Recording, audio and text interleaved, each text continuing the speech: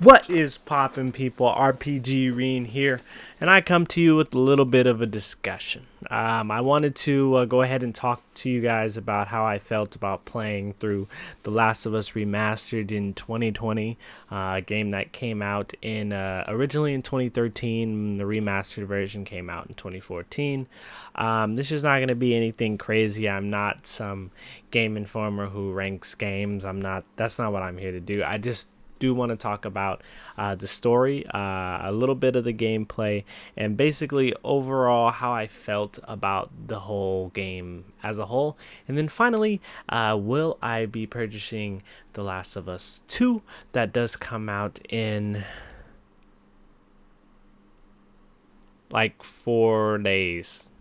It's the 15th when I'm recording this. Well, the 14th, it's really late. Anyway, let's go ahead and get into it. The gameplay for the whole game is actually wonderful. I loved the gameplay. It was really dynamic.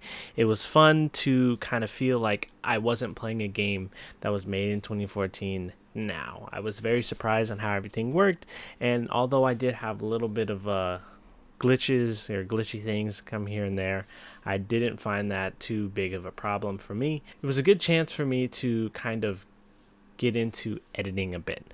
Again, I'm new to YouTube. I'm new to editing. I'm new to making videos. I'm new to all this stuff, and this was a perfect chance to kind of not only play a game that I was really interested in, but to also kind of get myself started and dip my toes in on everything here. So of course, I want to give the gameplay as the mechanics, the way it felt, how immersed I was, a pretty good good score. Like, I don't know, whatever. We're not putting numbers on this because if I were to put numbers on this, everything would just get a 10 because of how much fun I had.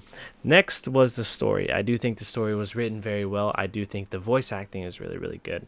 The amount of characters they had was pretty good. It was perfect.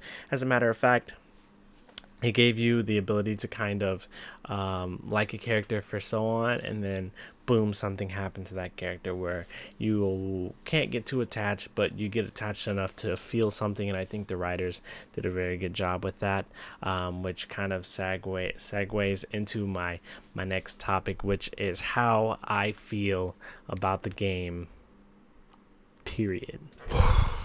First, let me tell you how it started. This was a blind playthrough, so I didn't know what was going on. I was freaking out. We started as Sarah. I saw Joel, and then Sarah dies, right? Now you're like, ooh, I feel for Joel. And you fast forward 20 years later, and Joel's in this completely like post-infected world where, things are kind of the norm, but we're still having struggles. You go on to see Tess, which is kind of like interest of sorts, who basically guides you through, and no offense, but they use Tess as kind of like a tutorial for the game.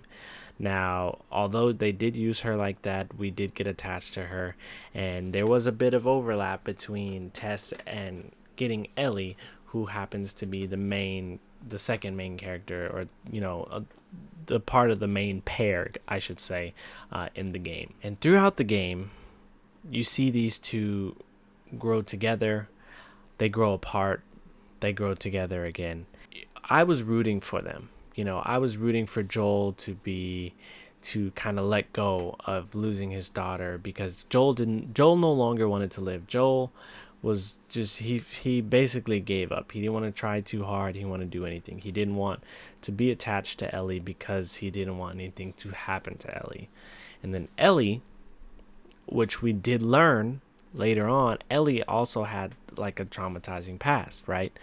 In the DLC for The Last of Us, we see Ellie's backstory. We see what she went through before she even met Joel, and basically how she had a best friend who was actually, a lover. This was her girlfriend, and she lost her, and it's just a struggle of loss and loss and loss and loss.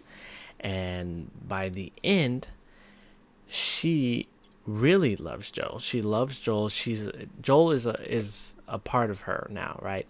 They're both attached to each other. But then Joel gets kind of too attached and starts to really replace Sarah with Ellie. I feel like, and that's kind of where everything went wrong. That's where Joel started making very selfish decisions.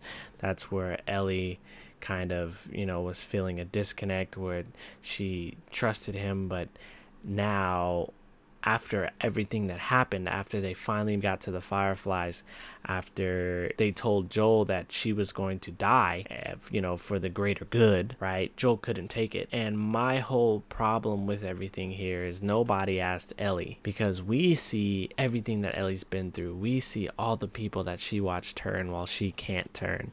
We watched all the people who she killed, who she feels remorse for. She even killed more people than we knew when Joel was being healed. And I didn't even think about that, right? So she killed all these men, all of David's men, and then David, who's a creepy guy, kind of felt like, excuse my language, that he was going to rape or molest this little girl, and she was feared for her life. And what did she do? She bashed that dude's head in, a human being, not a infected, with a machete. Like, she was traumatized, and the only thing that she felt that she could do is help all these other people by helping find a cure. And what did Joel do? Lie to her face. He lied to her face. That, I swear, basically punched me in the face, and I was mad. You guys saw what happened.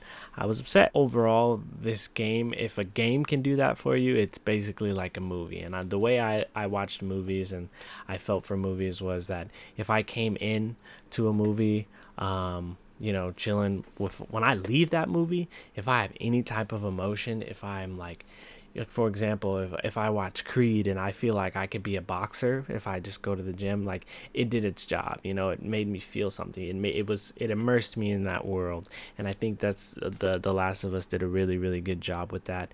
And I'm super stoked to play The Last of Us 2. So, am I going to get The Last of Us 2? Yes, the game is pre-ordered. I'm just waiting. Now, did I have to wait 6-7 years? No. And I feel for you guys. Everybody who played this game, who went through this whole story years ago and had to wait 6 years, my heart goes out to you. I can't believe you stayed alive. Just mind-boggling.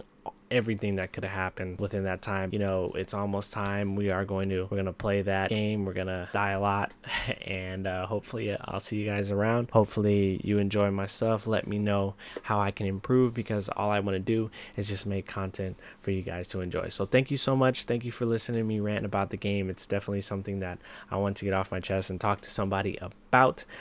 So I appreciate it. I appreciate you sticking around. See you later. Peace.